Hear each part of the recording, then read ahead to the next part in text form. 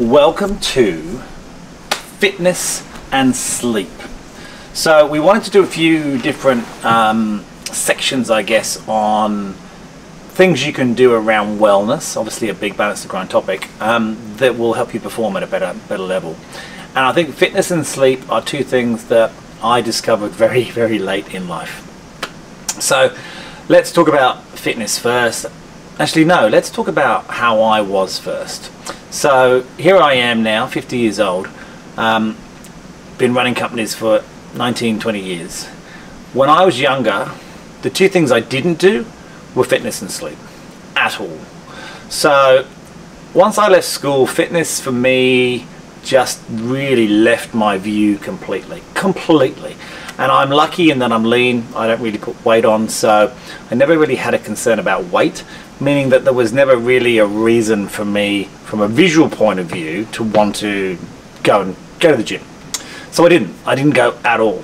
And from a sleep point of view, I was young, it just wasn't something people cared about. In fact, if you go back to that time, it was almost a badge of honor not to sleep. And I lived both of those things very much. And my, I guess, fitness routine went to completely zero, to a point where, actually when I moved to Australia when I was about 26 years of age, 25, 26, I couldn't even run a kilometre, which was crazy because I looked fit, but I was not fit.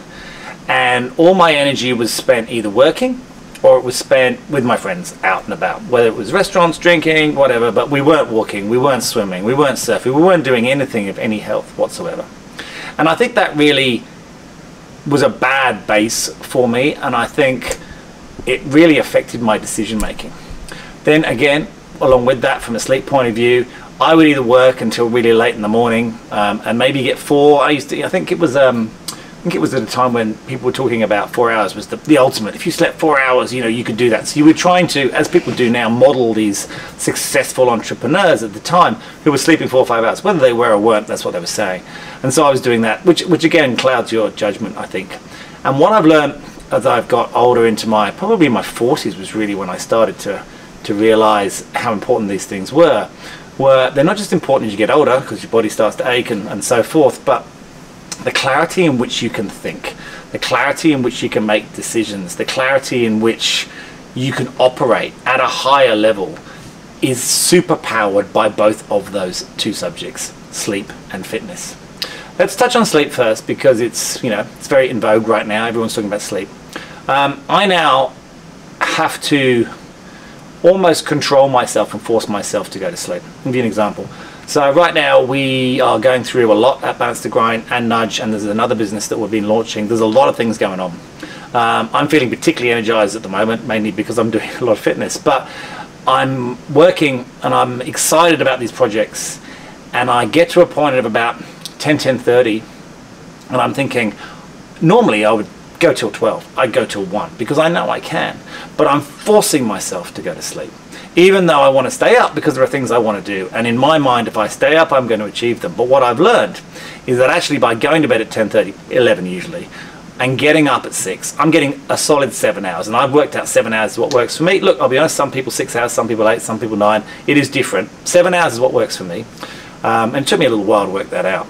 But with 7 hours sleep, I wake up, I feel clear, I feel I have an ability to make decisions, and I can probably achieve more in the next day by having that extra sleep than if I worked those 3 hours and did achieve more at that day, but then the next day I would operate at a lower level.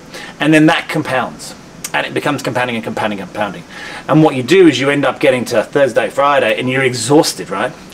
And you haven't had enough sleep, your decision making isn't as good, you're lethargic, you're not achieving at the optimum level you could be, and all those extra hours you worked at night become irrelevant because you lose them all at the back end of the week, on the weekend, whenever it is. And the longer you keep doing this, the more so this becomes a compounding effect. And it's quite counterintuitive, I think, if you're of my era to think that, but I have learned that sleep is possibly the #1 most important thing. Obviously we've got science now that shows us how it flushes the brain out, it's almost like it cleans out your brain so you can start working again. There's countless studies that show how important sleep is around decision making, around your anxiety levels, around your clear decision making. The list goes on and on and on. So please, if you are tempted to do this crazy hours, think again. Having said that, there's always a but. There are times, and there are always times, where you will need to pull the odd-nighter. You will need a whole week of maybe very little sleep. And there are times when that is essential. There are deadlines, there are things that need to happen. So don't believe I'm saying don't hustle, because I'm not saying that. There are times you need to hustle. But there are also times you need sustainable hustle.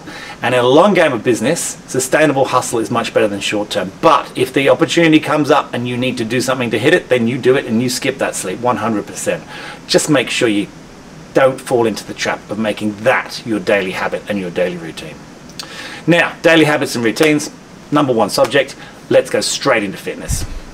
So I found it very difficult to get back into fitness when I was in my 30s. One, because you become super unfit. But when you do, it's amazing how much more energy you have.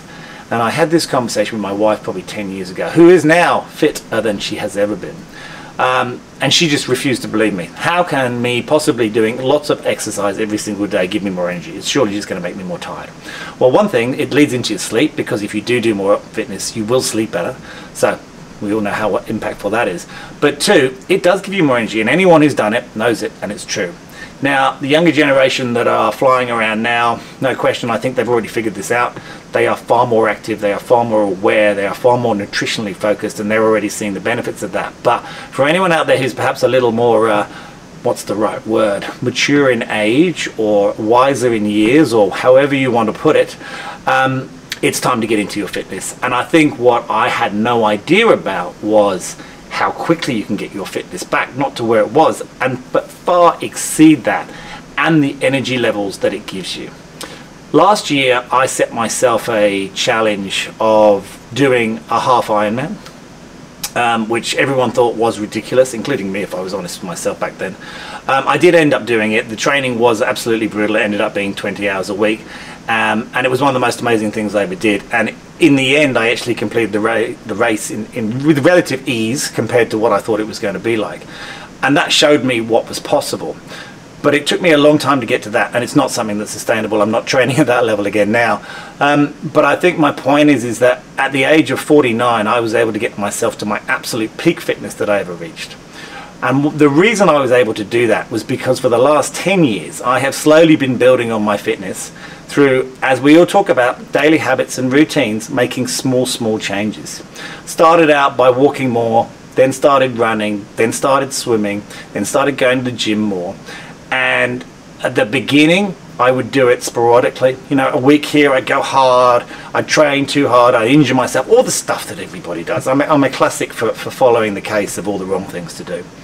And as you begin to read more and learn more about it, which happens with anything that I sort of get interested in, I started to understand that incremental changes, keeping records, keeping data, things that everybody knows. I'm not giving you any information here you don't know. What I'm giving you is a case of someone that it really did work for. And over that period of 10 years of just increasing my resistance, my lengths, whatever it was, and including doing things like swimming that I was terrible at. I had to go and get swimming lessons, being British, living in Australia. I'm the worst swimmer in the town, no question. But just, it's amazing how quickly these things come on and how quickly your fitness does if you just keep the consistency. Now that doesn't mean you have to do it every day, but it means if you're going to do it once a week, do it once a week. Always do it once a week. If you can do it twice a week, do it twice a week. If you're going to do it 3 times a day, do it 3 times a day. Whatever you decide is the right frequency, that's what you need to be doing. But you need to keep doing it week after week, year after year.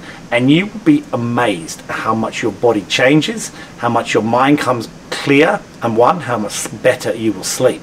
You combine those two things together, not only will you look and feel better, but your ability to make good decisions, your ability to get motivated, your ability to put your energy into others will literally skyrocket beyond anything you've ever imagined.